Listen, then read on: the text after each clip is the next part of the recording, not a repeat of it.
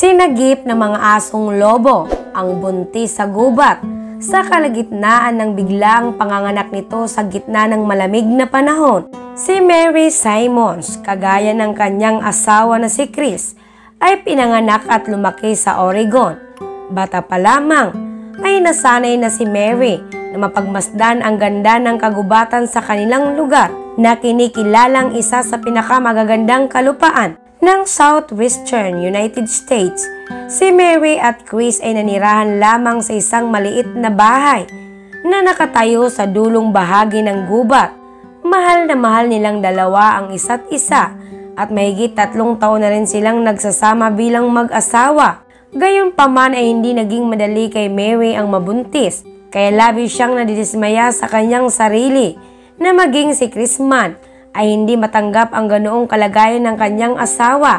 Kaya ng isang beses, nang malaman niyang ganap ng nagdadalang tao si Mary, ay hindi maipaliwanag ni Chris ang kanyang kaligayahan na nadarama. Matagal na nila itong hinihintay at labis na silang nasasabik na maging magulang. Mabilis na lumipas ang buwan hanggang sa mag-8 buwan na ang dinadalang sanggol ni Mary. Dito mas lalo pang nasabik si Mary na halos hindi na siya makapaghintay pang manganak para mayakap ang kanyang baby. Ang naging hirap lamang sa pagbubuntis ni Mary noon ay ang madalas na paglisan ni Chris dahil sa isang business trips, isang bagay na hindi maiiwasan sa trabaho ni Chris sa puntong kinakailangan niyang bumiyahe ng araw na yon. May ilang milya mula sa kanila para sa isang malaking deal na kinakailangan ng kanyang kumpanya. Hindi maiwasan ni Chris ang hindi mag-alala sa kanyang asawa, kaya napag-isipan niyang tawagan ang kanyang mga magulang para makiusap na bantayan pansamantala si Mary dahil kinakailangan ni Mary ng makakasama at makakatuwang kung sakali mang may biglaang mangyari. Ganun pa man, nang malaman ni Mary ang nais na yun ni Chris, kahit para naman ito sa kanyang kabutihan, ay kanya pa rin itong tinanggihan. Maraming salamatan sa pag-alala sa akin, pero mas gusto ko yung ako lang. Hindi mo na kailangan pang papuntahin sila mama at papa dito. Sambit ni Mary kay Chris matapos siya nitong tawagan sa telepono. Wala namang ibang nais si Chris kundi ang mapag-ingatan lamang si Mary, pero hindi na rin siya nakipagtalo dito at sumang-ayon na lamang. Mahal na mahal ni Chris ang kanyang asawa. Ayaw niya lamang na magtampo ito sa kanya at mag-isip ng kung ano-ano pang bagay. Sa kamalas-malasa naman, matapos ang departure ni Chris, ay isang malakas na pagbagyo ng nyebe ang tumama sa kanilang lugar. Ang matinding blizzard ng gabing yon ay bumalot sa buong kalupaan, mga puno, at maging sa kalsada ng kanilang lugar. Pero ang pinakamalala sa lahat ay nang mapinsala ng malakas na blizzard na yon ang kanilang cell tower. Rason para mawalan sila ng signal para tumawag sa kahit sino o humingi ng tulong. Sinabayan pa ito ng mga sintomas na biglang nararamdaman ni Mary.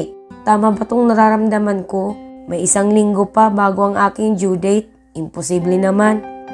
Wika ni Mary habang hinihimas ang humihilab at nananakit niyang tiyan. Ilang sandali pa, nang hindi na makayanan ni Mary ang kanyang nararamdaman, ay naisipan na rin niyang pumunta sa ospital.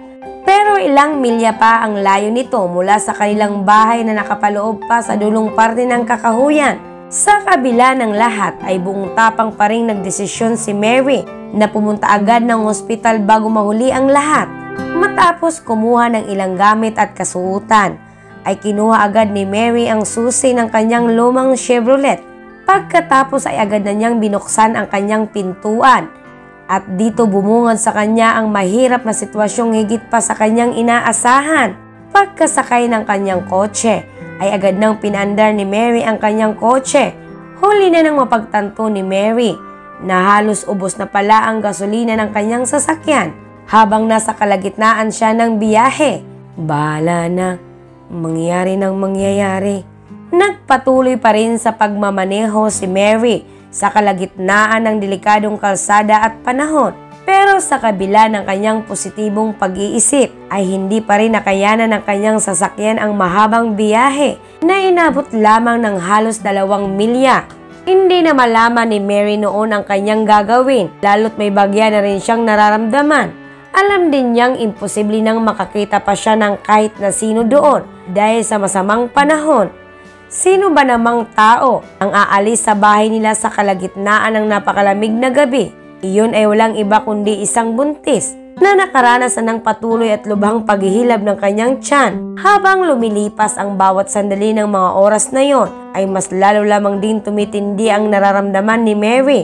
Kaya wala nang napagpilian si Mary kundi ang iwan ang kanyang sasakyan at maglakad na lamang sa kalsada na nababalutan ng makapal na nyebe.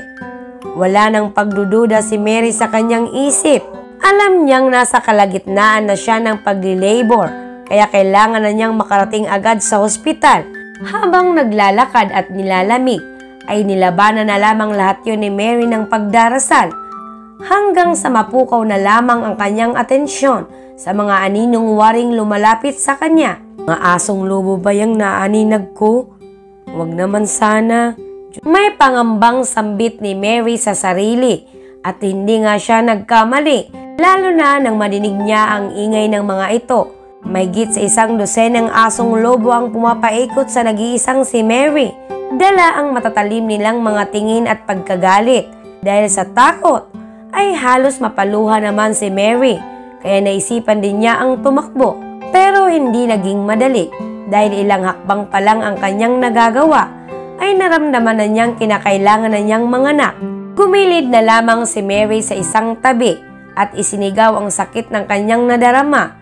Walang ibang nasabi noon si Mary kundi isang hiling mula sa Diyos. Huwag niyo po sanang hayaan na mapahamak ang aking anak. Mahinang dasal ni Mary habang naluluha. Ilang sandali pa, isang babaeng asong lobo o she-wolf ang biglaang lumapit kay Mary para protektahan siya sa iba pang asong lobo na papalapit na sa kanya. Malaki ang asong lobo at tila sanay nang makipaglaban sa kanyang kauri, na mapapansin mo sa mas matatalas nitong mga tingin sa kanyang mga kasama. Waring nangunguna sa grupo ng mga asong lobo na yun ang she-wolf, kaya walang pag-aano lamang na umatras sa kanya ang lahat sa takot.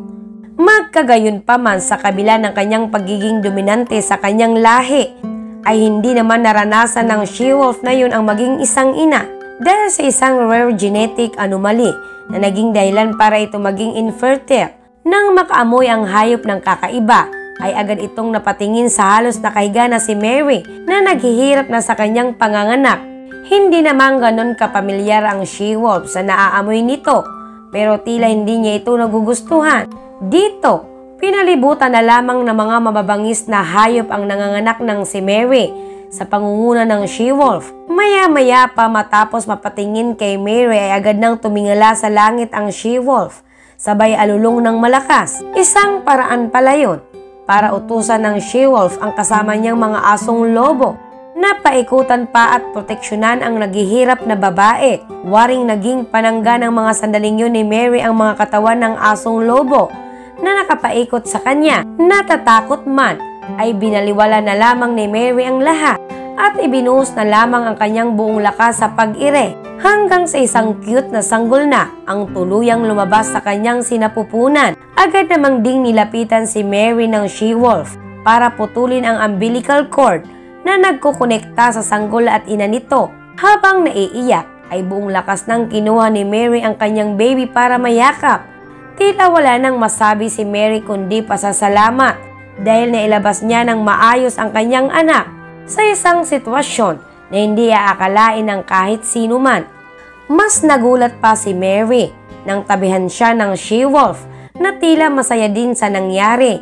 Dito nasabi ni Mary sa kanyang isip na ang mga asong lobong nakikita niya ng mga sandaling yun ay mabubuti at hindi dapat katakutan.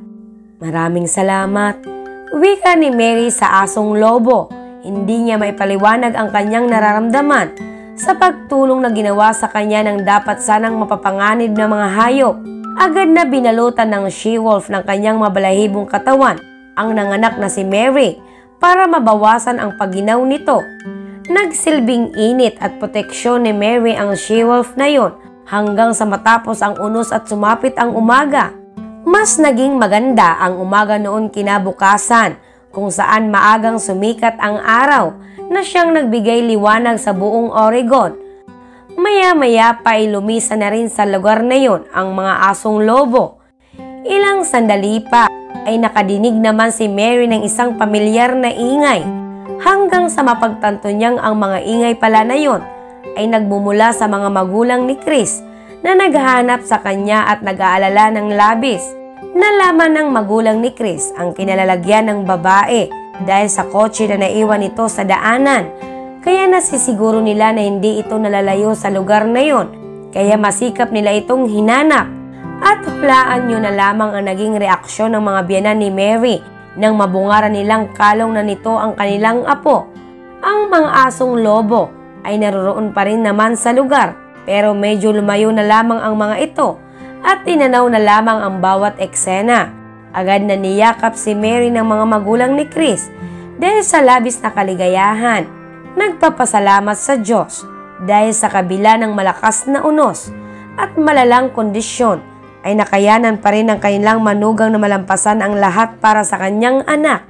Si Mary naman ay naniwala na hindi niya kakayanin ang bagay na yon kung hindi dahil sa mga asong lobo na tumulong sa kanya, lalong-lalo na sa she-wolf. Natatanawin niyang malaking utang na loob habang buhay. Hindi rin pinatagal ng ama ni Chris na tuwangan sa paglakad ang kanyang manugang papasok ng kanilang sasakyan at maging hanggang sa pag-uwi ay tila isang malaking bagay pa rin para kay Mary ang mga nangyari na hindi niya kailanman makakalimutan. Hindi lamang si Mary ang naging masaya, kundi gayon din ang mga magulang ni Chris na ngayon ay ganap ng mga lolo at lola. Masayang kinakarga ang kanilang apo at nilalaro habang inaalala ang saya ng nakalipas.